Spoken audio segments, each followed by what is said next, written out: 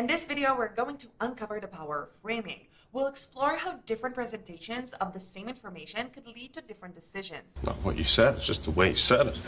And we'll understand how to guard from this bias. The framing effect was discovered by Daniel Kahneman and Amos Tversky in the early 80s.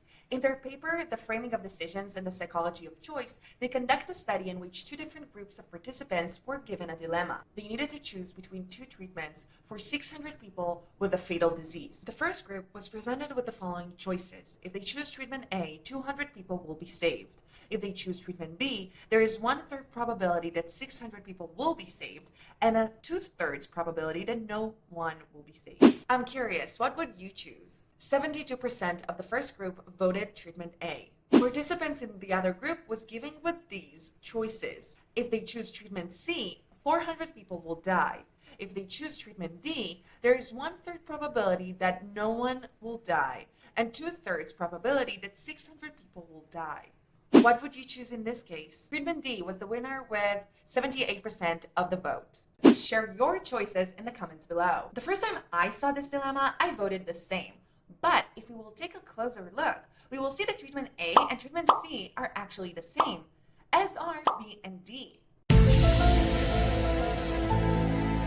However, when considering how many people will live, individuals were more likely to take the zero-risk alternative. When considering how many people will die, people were more likely to take a risk. As you can tell, the framing of the treatments drastically changed the participants' perception of them. This concept was already introduced 2 years earlier as part of the prospect theory. If you want to know more about it, go and watch this video next. I also put a link in the description. We can see the influence of the framing effect outside of the medical world.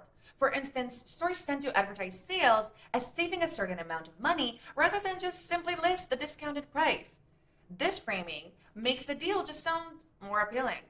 Another example is when a software is described as having 99% uptime instead of 1% downtime.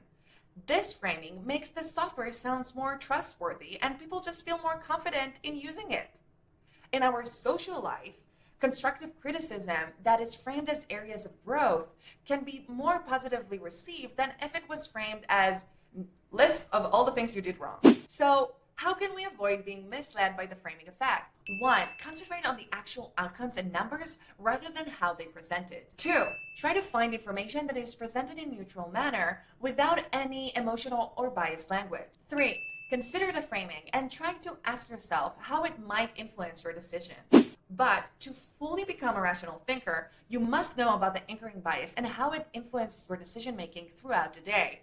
To do that, just go here and watch this video.